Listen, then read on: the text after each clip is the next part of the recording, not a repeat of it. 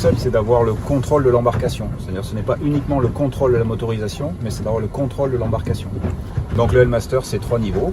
Le premier se compose de la commande électrique, avec un certain nombre d'options, une fonctionnalité qui lui est donc spécifique, la direction électrique et le groupe pilote automatique et joystick.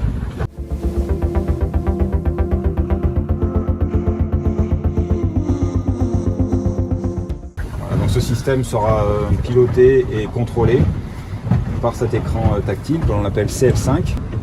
Et donc ce système va fonctionner au travers de cet écran digital et tactile. On va pouvoir donc faire varier un certain nombre de fonctionnalités de manière très aisée. Et on voit ici les différentes options qui auront été sélectionnées. Donc on va mettre sous tension le système. On vérifie qu'on a bien la station active et que le système est bien fonctionnel. Ensuite, on va pouvoir démarrer. On peut choisir de se mettre en maintien de point mort. Il n'y aura donc aucune action de sélection de marche. Ensuite, on peut sélectionner à partir du twin de la bimotorisation. On peut donc dégager les bords et sélectionner la marche, sachant qu'on a un réglage pour la dureté de déverrouillage qui est ajustable et on a un réglage pour la dureté, la friction, l'accélération.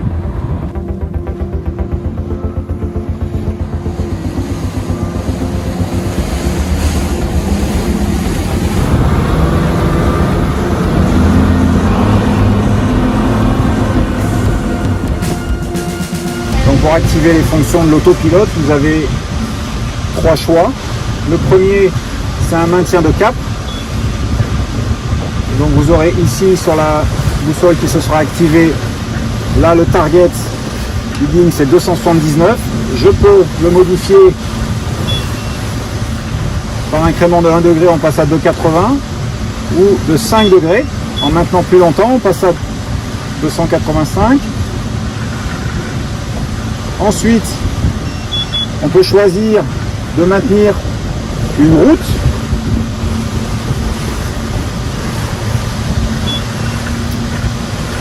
Donc, maintien de route activé. Et là, on peut aussi modifier le cap, mais aussi décaler la route. On décale la route de 6 mètres. Donc, notre route est là, on va décaler la route de 6 mètres. Et quand on souhaitera se remettre exactement sur la route, on utilisera le joystick. Donc bien évidemment, lorsque vous aurez activé le pilote sur le maintien de route ou de cap, la barre devient dure, mais vous pouvez reprendre la main à n'importe quel moment sans effort particulier.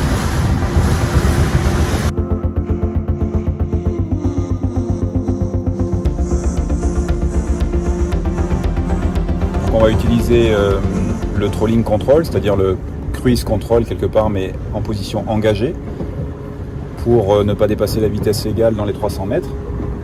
Comme on a sélectionné GPS, je vais pouvoir donc activer mon cruise control sur le levier, à partir donc de ma vitesse actuelle. Je vais donc demander 5 nœuds.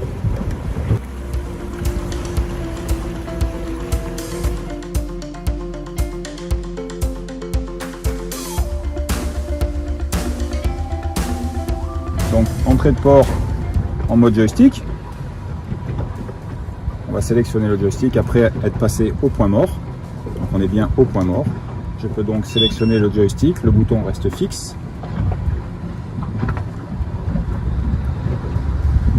En poussant le joystick vers l'avant, j'ai donc mes 2 moteurs qui passent en marche avant.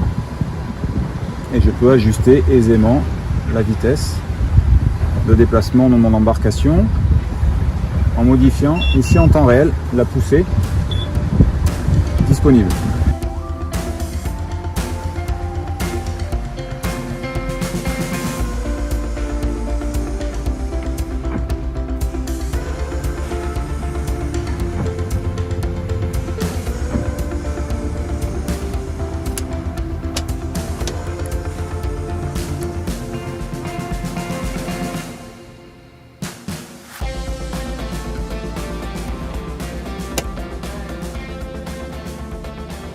Le Elmaster est donc équipé d'une clé de verrouillage, déverrouillage sans contact.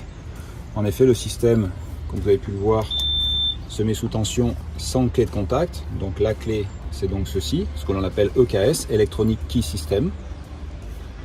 Une fois que vous aurez coupé les moteurs, il faudra donc verrouiller. La LED rouge, la LED rouge. Donc, comme c'est une clé sans contact, sur un rayon d'à peu près 1 mètre de la console, vous n'avez pas besoin de rappuyer ici pour déverrouiller.